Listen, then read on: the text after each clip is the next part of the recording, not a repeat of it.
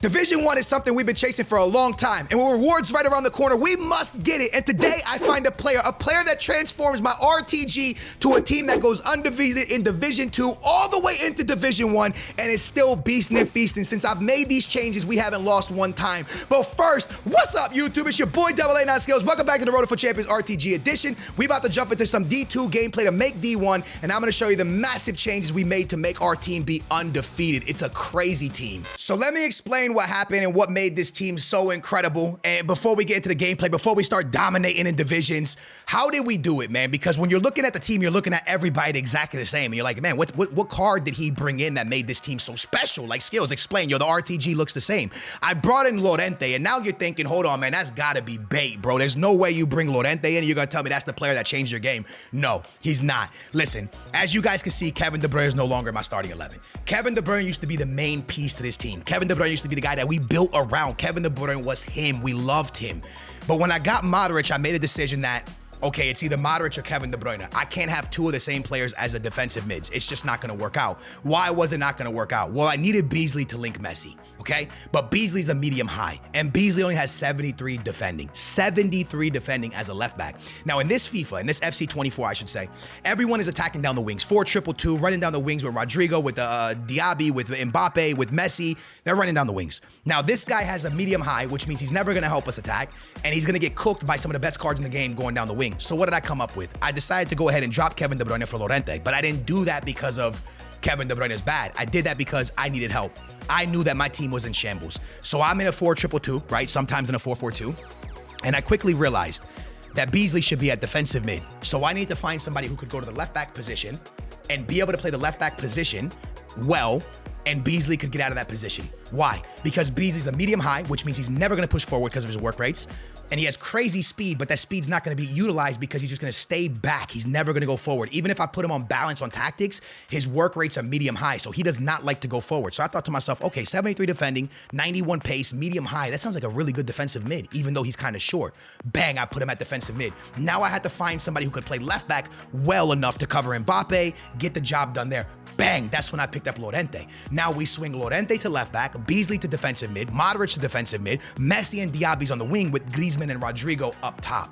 And now all of a sudden everything came to pieces. Everything came together. Now our team is actually gelling. And instead of losing games like I was in the beginning of Division 2, we are gonna run through Division 2, no problem, dominate every single person. So let me explain what card changed everything, because I know that doesn't make a lot of sense. Hey, before we go any further, smash that big old thumbs up. Can we get 3,000 likes? And I promise you, man, what I'm about to tell you is gonna help you guys massively with your team. Let's jump into the gameplay so I can explain. So as we go into this gameplay, right, we have the exact same players. You're like, yo, Skills, man, I watched the last RTG. You had those players already, bro. There's everybody on the team except for Lorente's the same. And I already know about Lorente. 16K, I have him already, bro. He's not that good. And I'm gonna tell you, look, I understand. I understand completely, right? Lorente is whatever. I didn't even like Lorente a lot when I had him, right? I don't care about Lorente. But what I cared about was when I play 4-2-2 or even the 4-4-2, I use my left back to attack. I need my left back to go forward because I have Antoine Griezmann, Messi, Diaby, and Rodrigo going forward, but sometimes I need help. Sometimes people are playing park the bus and I need more players, as many players as possible to be able to get into positions for us to score. That's what I need. That's what I really, really, really need. So for me to have that, Beasley can't be playing left back. It just can't be happening. And then on top of that, I can't have Beasley being attacked by Mbappe down the wing with only 73 defending. Now listen, Lorente doesn't have a crazy amount of defending, but when it comes down to it, he's a bigger body than Beasley. He has more strength than Beasley. He has the speed is okay on him. It's not the best, but it's not terrible. So now all of a sudden I have someone that can go shoulder to shoulder with Mbappe, with Son, with Mendy, with the Mendy's, with anybody, bro. Anybody going down the wing, we have somebody that can go shoulder to shoulder. Beasley couldn't go shoulder to shoulder with nobody. So you're probably like, well, Skills, why didn't you just sell Beasley? He sounds like Beasley's the problem. No, Beasley was the solution. Beasley's one of the best defensive mids I've used in this game. Beasley's remarkable, and he's the card that changed everything. And this is why I want you to understand that it might not be your custom tactics. It might not be your formation. It might not be the players you have, but it might be the way your players are set up. It might be the way your team is lining up against your opponent's team.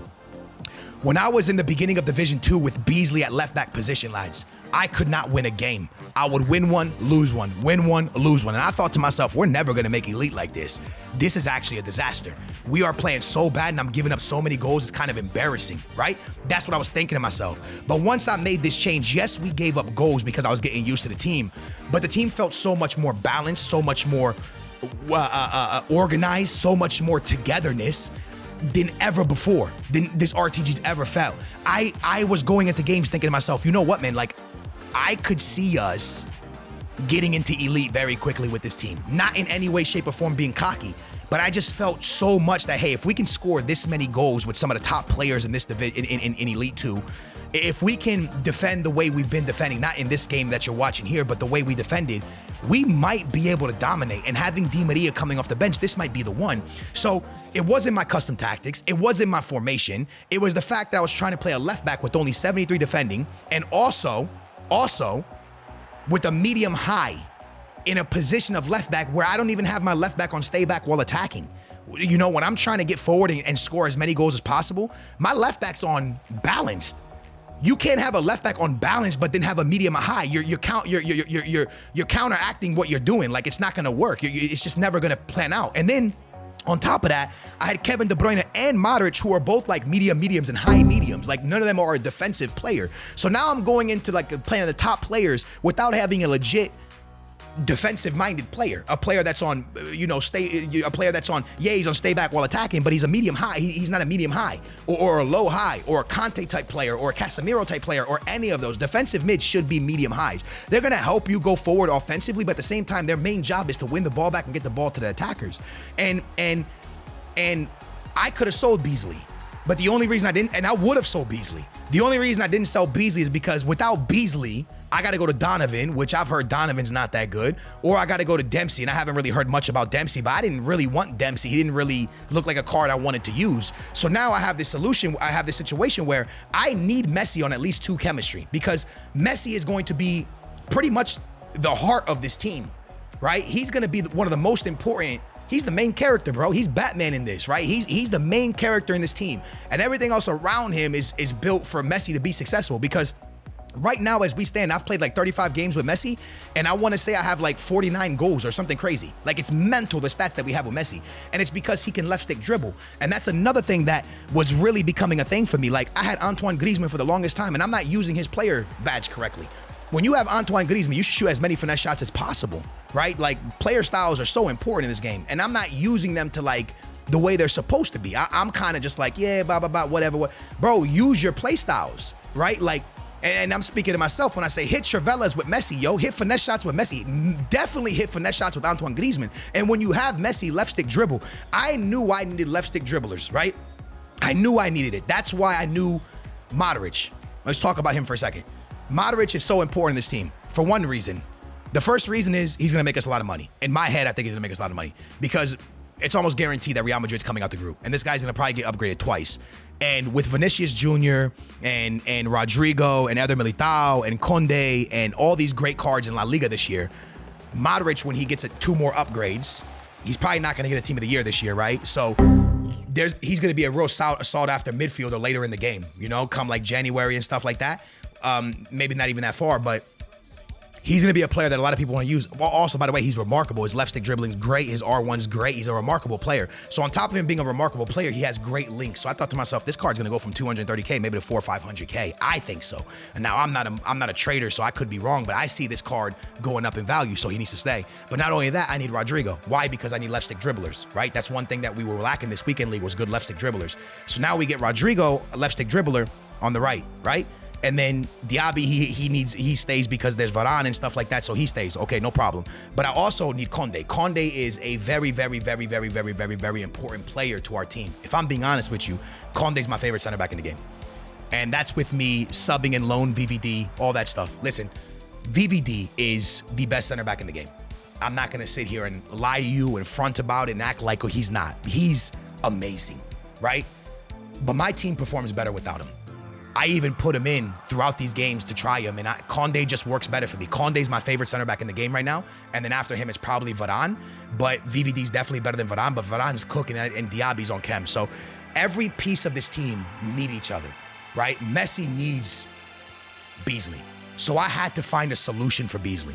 And the only solution I could see was, okay, I didn't want Llorente. I wasn't super excited about getting Llorente, but Llorente's the only player I know that can go center mid, link La Liga players, and then go to left back and play left back successfully, or right back successfully. So I decided that he was gonna be the answer to our problems. He was gonna be the main piece to the puzzle. So I went out and got Llorente. Again, not because I wanted him, but because I felt that these 11 players or these 10 players besides Llorente were the players I wanted. I was sold on them. I was sold on Rodrigo. I was sold on Diaby. I was sold on Messi. I was sold on Griezmann. Griezmann's somebody that I'm still looking at maybe replacing with an icon. You know, we have like 250,000 coins, and we'll see what happens after rewards on Thursday, because I'm going to attempt to push to the elite division so we can get the best possible rewards. Already Division 1, we're going into it today.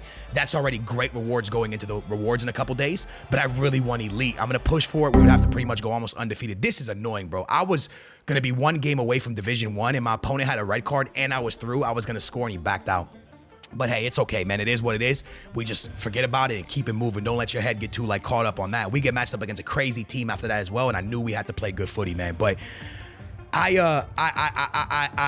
it's just, for me, it was important to have, and I kind of lost my train of thought right there. I ain't gonna lie to you, but it was important for me to have certain players in this team, right? And I thought to myself, we would replace Antoine Griezmann eventually with an icon, depending on what happens with rewards if we can get elite. But I knew I needed those players. I knew I wanted Conde. I knew I wanted everyone that was on the team. Maybe Griezmann can change. But then after what I've been doing with Griezmann, I don't think I want him to change. So I knew I want all of them. And I wasn't sold on Beasley, but I knew Beasley had to be there for Messi. So I had to find a way to make Beasley the best he could possibly be. Now, I want you to think about it for 1 second. Look at this goal from Messi, man. The way he wiggles, man, it's crazy. Messi is just levels, man. I love him so much this year. It's probably the best game for Messi. I think this is the best time Messi's ever been good. And it's crazy, man, because if this game would have came out when Messi was a 93 rated card or something, bro, oh my goodness gracious, man.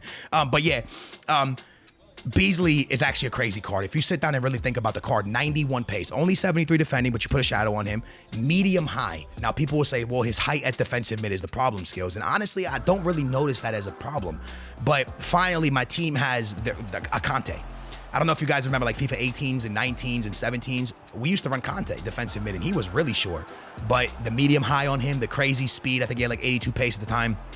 We defended everybody, man. He was cooking. And now Beasley is kind of like my 2023 Conte.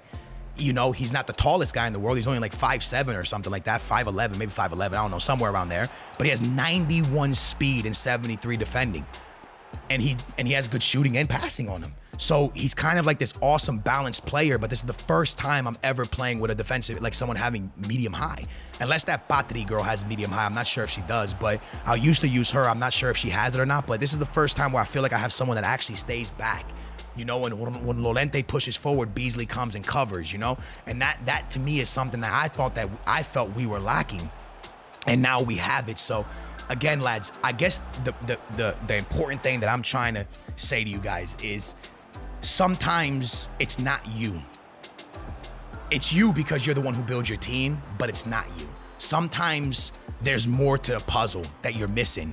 And sometimes it's not even the player, like you dislike him. Sometimes it's not even the player. Sometimes it's just where you're playing the player and how you're playing the player. And that is a really, really big deal. Like I know a lot of y'all might be like, yeah, skills is not that big of a deal. No, it is, lad. Like Beasley went from being the worst player on my team to like the best card on my team. I love him. I like him a lot. I think he's an incredible, incredible player. And he got us to Division 1, as you guys can see right here, without pretty much losing once I organized the team.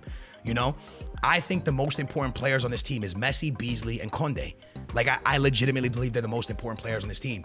And again, it's not that Beasley's an incredible player, it's that he gives links to Messi and he's a medium high with a lot of speed. So real quick, lads, I'm gonna do a couple 80 player pick packs so you guys can see here. Now I'm gonna do my 84 because I did that pack. I know it was an IQ test, but I did it because I was like, hey man, let's risk it and see if we get something good. And if anything, at least hopefully we get some fodder, but maybe we get Mbappe. So I decided to do a couple 80s and an 84, but I want you to take a look at your team, and you can run around and you can check YouTube videos for custom tactics and formations, but you also need to look at how your team is set up. Right? Is the players in the right position, lads? Right? Another guy I'll talk to you about is Walker. I haven't been liking Walker at all. Like there was a point in Division 1 gameplay, which I'll have Division 1 gameplay for you guys tomorrow. Hopefully we can hit elite, and that would be incredible if we can hit elite before rewards. Imagine the rewards, bro. That would be wild. But There was a time where I benched Walker in Division 1 for Trent because Walker just wasn't getting it done for me, lads. He just wasn't getting it done. And his first touches were bad. The way he passed out the back was bad. There were so many things that he did that I was like, I'm not enjoying him. But he's great. And I know VVD is great, but sometimes there's something you're doing wrong, or maybe a player doesn't fit your play style, or maybe sometimes you need to fit your play style to a player a little bit. And that's what I had to do with Beasley. And it's just finding that little bit of adjustments, man. That's what makes pro players, is that they can make the little tiny adjustments and find the little, like, you know, secrets in the game that really separate them apart from other players. And I feel like today we found a little secret, right? Like Beasley moving him to that position, like that's a secret, man. That's a good secret too. That's a great player in that spot. And I'm telling you, lads, I have not felt this comfortable on FC24 with any team I've had. Not even my rich man team. I have a team with, I've never showed you guys, but I have a team with like VVD. I have a team with like Icon, but not Icon, but like Paul Futru's on it. You know, it's a good team. And I've never felt this comfortable the way I feel with this team. I play 4-4-2 and 4-2-2, and honestly, the team just cooks so well, and it's so well organized, and it passes well, and it shoots well, and it dribbles well. You know what I'm saying? And I'm abusing players' play styles. You know, I'm abusing Griezmann's finesse shot. I'm abusing Messi's dribbling. I'm abusing Rodrigo's dribbling and his shooting. Like, I'm abusing so many things, if I'm being honest with you. But that's what you have to do in the top divisions. If you really want to get to the top division, you have to abuse certain things, abuse certain mechanics. And that's what we're doing, man. We're abusing some of the mechanics, and we really found something that works. So take a look at your team, lads. Make sure that you feel like players are staying back when you want them to stay back. Make sure players are pushing forward when you want them to push forward. Make sure that players are actually helping you be a better FC24 player and not holding you back, because Beasley at left back was holding me back. 1,000,000%. I can tell you that openly, 1,000,000% he was holding me back. And I know that's harsh to say and blame everything on one player, but the facts are the facts. When I moved him to center mid, we haven't lost a game of FC24 pretty much. We just haven't. We just haven't lost the game, and it's changed everything. This is my 84 double right here, lads. 84 times 2. We're going to see what we get out of it. We're hoping for at least a walkout. English right back. I would love Walker. It's not, so I could sell mine. It's going to be Trent, who we've been subbing in like I told you. And then on the other side of him, hey, yo, the first ever walkout that we got in the beginning of the series, Big Ocean Man is back. Welcome, Ocean Man, back to the club. We'll use them. I'm bringing Ocean Man a little bit off the bench. I ain't going to lie to you, but probably going to end up being turned into an SBC eventually. Guys, I just want to thank you guys so much for watching. I hope these tips I give you are a little bit helpful, but sometimes don't be frustrated with yourself. Don't be frustrated with your custom packs. Don't be frustrated with your formation. Maybe sometimes it's just about adjusting little things, and that little things are going to make you go on an unbelievable win streak, man. It's just about that. All right, guys, I hope you guys enjoyed this video. If you did, smash that thumbs up, subscribe, turn your bell on. I appreciate y'all, and I will catch you guys back here for the next RTG video, man. Thank y'all for watching. Booyah, we out of here.